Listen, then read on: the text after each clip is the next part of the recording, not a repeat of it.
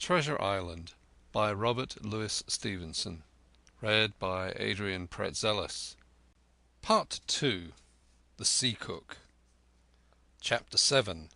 I Go to Bristol.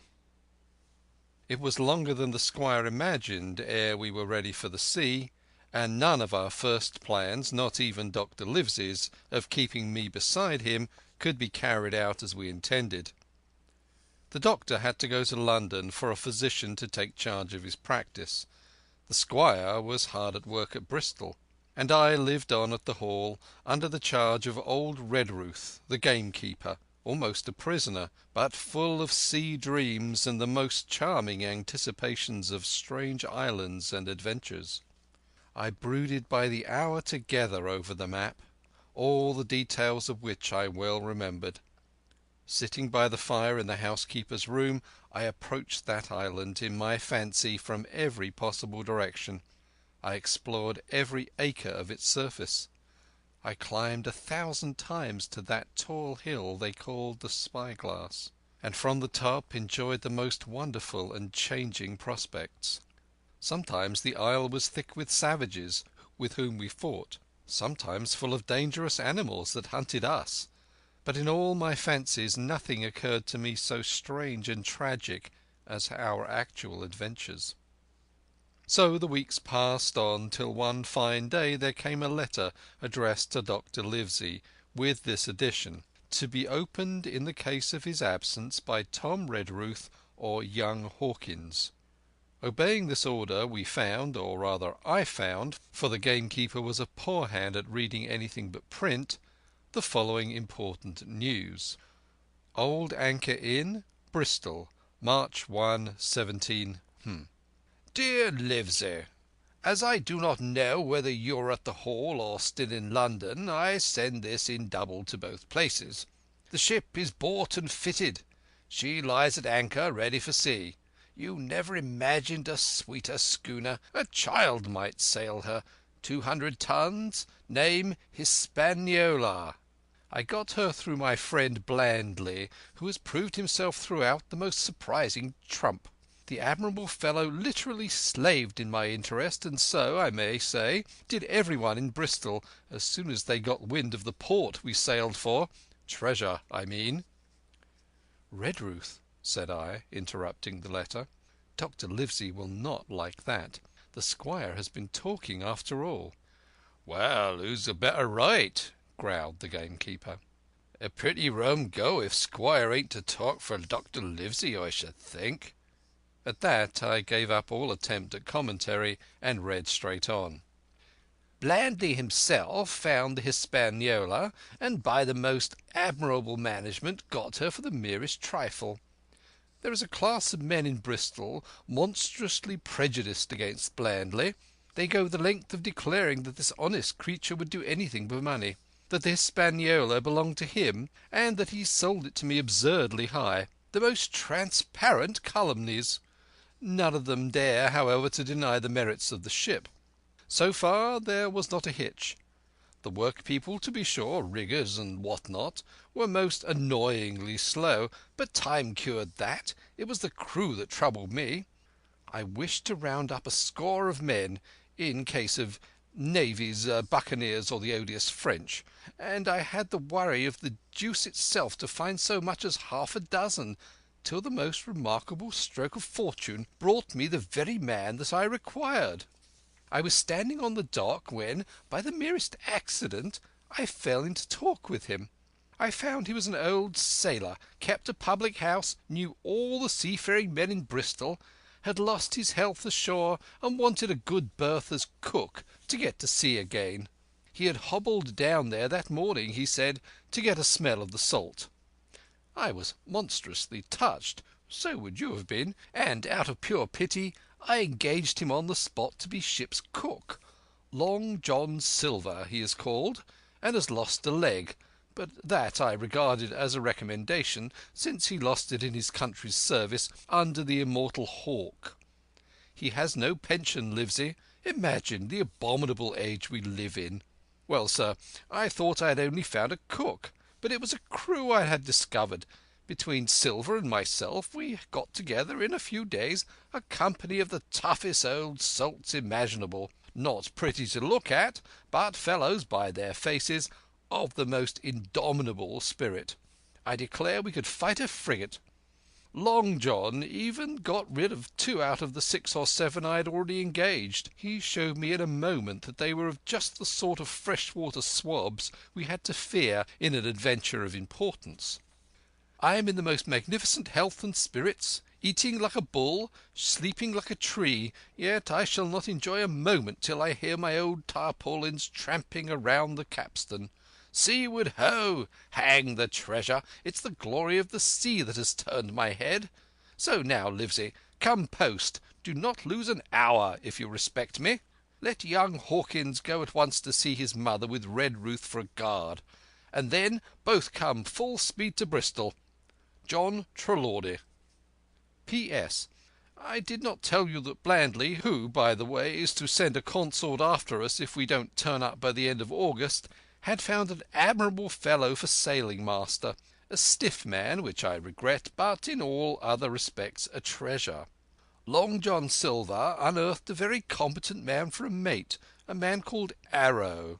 I have a boatswain who pipes, Livesey, so things shall go man-of-war fashion on board the good ship Hispaniola.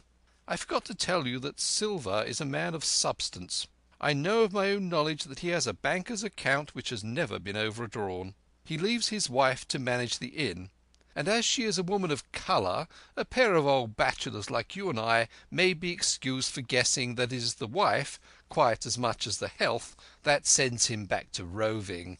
J.T. P.P.S.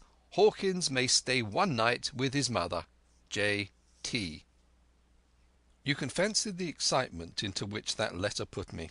I was half beside myself with glee, and if ever I despised a man, it was old Tom Redruth, who could do nothing but grumble and lament. Any of the under gamekeepers would gladly have changed places with him, but such was not the squire's pleasure, and the squire's pleasure was like law among them all. Nobody but old Redruth would have dared so much as even to grumble. The next morning he and I set out on foot for the Admiral Benbow, and there I found my mother in good health and spirits. The captain, who had so long been the cause of so much discomfort, was gone where the wicked cease from troubling. The squire had had everything repaired and the public rooms and the sign repainted, and had added some furniture. Above all, a beautiful arm-chair for my mother in the bar. He had found her a boy as an apprentice also, so that she should not want help when I was gone. It was on seeing that boy that I understood for the first time my situation. I had thought up to that moment of the adventures before me, not at all of the home that I was leaving, and now at sight of this clumsy stranger who was to stay here in my place beside my mother, I had my first attack of tears. I am afraid I led that boy a dog's life, for he was new to the work. I had 100 opportunities for setting him right and putting him down, and I was not slow to profit by them. The night passed, and the next day, after dinner, Redruth and I were afoot again and on the road. I said good-bye to my mother and the cove where I had lived since I was born, and the dear old Admiral Benbow, since he was repainted, not longer quite so dear. One of my thoughts was of the captain, who had so often strode along the beach with his cocked hat, his sabre-cut cheek, and his old brass telescope. Next moment we had turned the corner, and my home was out of sight. The mail picked us up about dusk at the Royal George on the Heath. I was wedged in between Redruth and a stout old gentleman, and in spite of the swift motion and the cold night air, I must have dozed a great deal from the very first, and then slept like a log, up hill and down dale, through stage after stage. But when I was awakened at last, it was by a punch in the ribs, and I opened my eyes to find that we were standing still before a large building in a city street, and that the day had already broken a long time. "Where are we?" I asked. "Bristol," said Tom. "Get down." Mr. Trelawney had taken up his residence at an inn far down the docks to superintend the work upon the schooner. Thither we had now to walk, and our way, to my great delight, lay upon the quays and beside the great multitude of ships of all sizes and rigs and nations. In one sailors were singing at their work. In another there were men aloft, high over my head, hanging to threads that seemed no thicker than a spider's. Though I had lived by the shore all my life, I seemed never to have been near the sea till then. The smell of tar and salt was something new. I saw the most wonderful figureheads that had all been far over the ocean.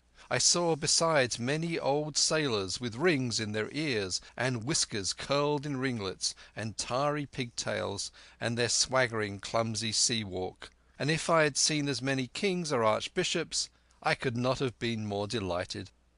And I was going to sea myself, to sea in a schooner, and a piping boatswain, and pigtailed singing seamen, to sea, bound for an unknown island, and to seek for buried treasure.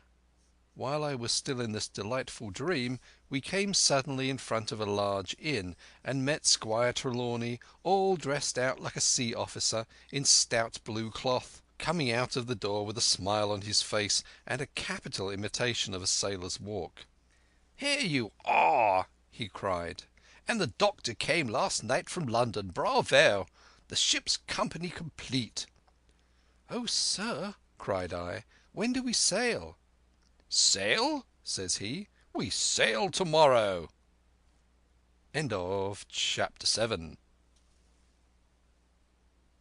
Chapter 8. At the Sign of the Spyglass. When I had done breakfasting, the squire gave me a note addressed to John Silver at the Sign of the Spyglass, and he told me I should easily find the place by following the line of the docks and keeping a bright lookout for a little tavern with a large brass telescope for a sign.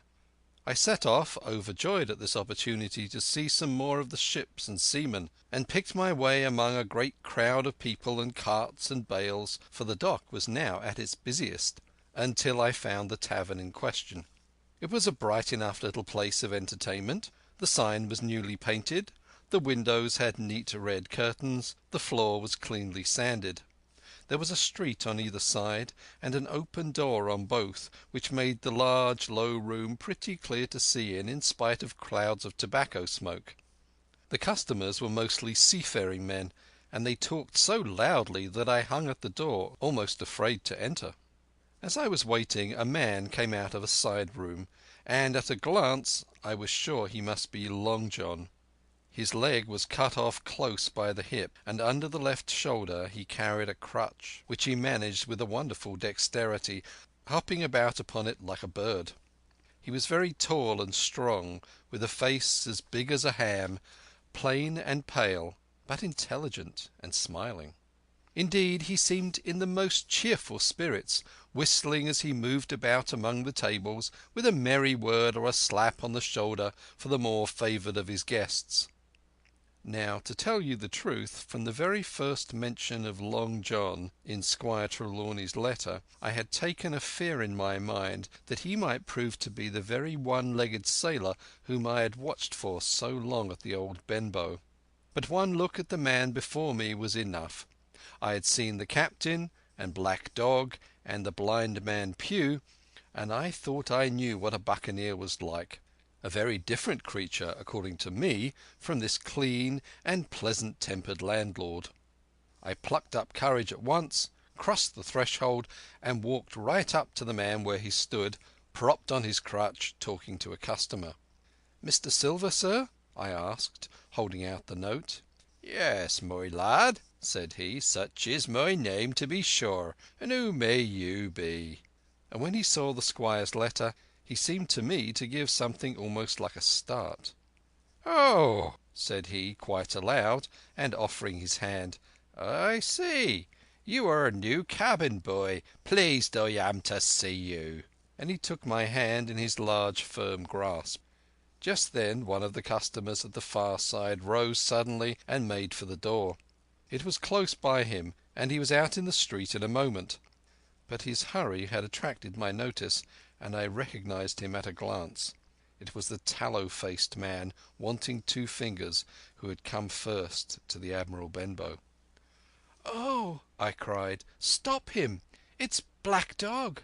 "I don't care two coppers who he is," cried Silver, "but he hasn't paid his score.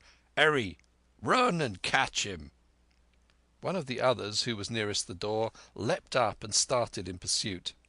"If he were Admiral Hawk he shall pay his score," said Silver, and then, relinquishing my hand, "Who did you say he was?" he asked. "Black what?" "Black Dog," said I. "Has Mr. Trelawney not told you of the Buccaneers? He was one of them." "So?" cried Silver. "In my house? Ben, run and help Harry. One of those swabs, was he? Was that you drinking with him, Morgan? Step up here." The man whom he called Morgan, an old grey-haired, mahogany-faced sailor, came forward pretty sheepishly, rolling his quid. "Now, Morgan," said Long John very sternly, "you never clapped your eyes on that black dog before, did you now?" "Not I, sir," said Morgan with a salute. "You didn't know his name, did you?" "No, sir." "By the powers, Tom Morgan, it's good for you!" exclaimed the landlord. "If you had been mixed up with the like of that, you would never have put another foot in my house, you may lay to that. And what was he saying to you?" "I don't rightly know, sir," answered Morgan.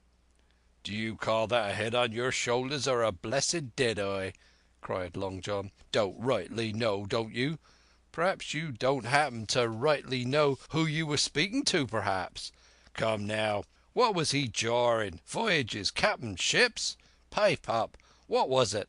"We was a talking of keel hauling," answered Morgan. "Keel hauling, was you? And a mighty suitable thing too, and you may lay to that. Get back to your place for a lubber, Tom." And then, as Morgan rolled back to his seat, Silver added to me in a confidential whisper that was very flattering, as I thought, "He's quite an honest man, Tom Morgan, only stupid. And now," he ran on again loud, "let's see, Black Dog? No, I don't know that name, not I. Yet I kind of think, yes, I've seen the swab. He used to come here with a blowing beggar, he used." "That he did, you may be sure," said I. "I knew that blind man too. His name was Pugh." "It was!" cried Silver, now quite excited. "Pugh! That was his name for certain. Ah, he looked a shark, he did. And if we run down this Black Dog now, there'll be news for Captain Trelawney. Ben's a good runner. Few seamen run better than Ben. He should have run him down hand over hand, by the powers. He talked of keel hauling, did he? I'll keel haul him." All the time he was jerking out these phrases he was stumping up and down the tavern on his crutch, slapping tables with his hand, and giving such a show of excitement as would have convinced an Old Bailey judge or a Bow Street runner.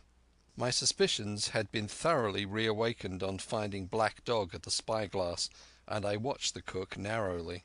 But he was too deep and too ready and too clever for me, and by the time the two men had come back out of breath and confessed that they had lost the track in a crowd and been scolded like thieves, I would have gone bail for the innocence of Long John Silver. "Now see here, Hawkins," said he, "here's a blessed hard thing on a man like me now, ain't it? There's Captain Trelawney. What's he to think? Here I have this confounded son of a Dutchman sitting here in my own house, drinking of my own rum. Here you comes and tells me of it plain, and here I let him give us all the slip before my blessed deadlights. Now, Hawkins, you do me justice with the captain. You're a lad, you are, but you're as smart as paint. I see that when you first came in. Now, here it is. What could I do with this old timber I hobble on? When I was a A.B. master mariner, I'd have come alongside him hand over hand and broached him into a brace of old shakes, I would. And now—" And then all of a sudden he stopped, and his jaw dropped as though he had remembered something. "The score!" he burst out. "3 goes of rum! Why, shiver my timbers if I hadn't forgotten my score." and falling on a bench he laughed till the tears ran down his cheeks. I could not help joining, and we laughed together, peal after peal, till the tavern rang again. "Why, what a precious old sea calf I am!" he said at last, wiping his cheeks. "You and me should get on well, Hawkins, for I'll take my Davy I should be rated ship's boy. But come now, stand by to go about. This won't do. Duty is duty, messmates. I'll put on my old cocked hat and step along you to Captain Trelawney and report this here affair. For, mind you, it's serious, young Hawkins, and neither you nor me's come out of it with what I should make so bold as to call credit. No, you neither, says you. Not smart. None of the pair of us smart. But dash my buttons, that were a good un about my score." And he began to laugh again, and that so heartily that though I did not see the joke as he did, I was again obliged to join him in his mirth. On our little walk along the quays he made himself the most interesting companion, telling me about the different ships that we passed by, their rig, tonnage, nationality, explaining the work that was going forward, how one was discharging, another taking in cargo, and a third making ready for sea, and every now and then telling me some little anecdote of ships or seamen, or repeating a nautical phrase till I had learned it perfectly. I began to see that here was one of the best of possible shipmates. When we got to the inn, the squire and Dr. Livesey were seated together, finishing a quart of ale with a toast in it before they should go aboard the schooner on a visit of inspection. Long John told the story from first to last, with a great deal of spirit and the most perfect truth. "That was how it were, now, weren't it, Hawkins?" he would say now and again, and I could always bear him entirely out. The two gentlemen regretted that Black Dog had got away, but we all agreed that there was nothing to be done, and after he had been complimented, Long John took up his crutch and departed. "All hands aboard for 4 this afternoon," shouted the squire after him. "Aye, aye, sir," cried the cook in the passage. "Well, squire," said Dr. Livesey, "I don't put much faith in your discoveries as a general thing, but I will say this. John Silver suits me." "That man's a perfect trump," declared the squire. "And now," added the doctor, "Jim may come on board with us, may he not?" "To be sure he may," said the squire. "Take your hat, Hawkins, and we'll see the ship." Chapter 8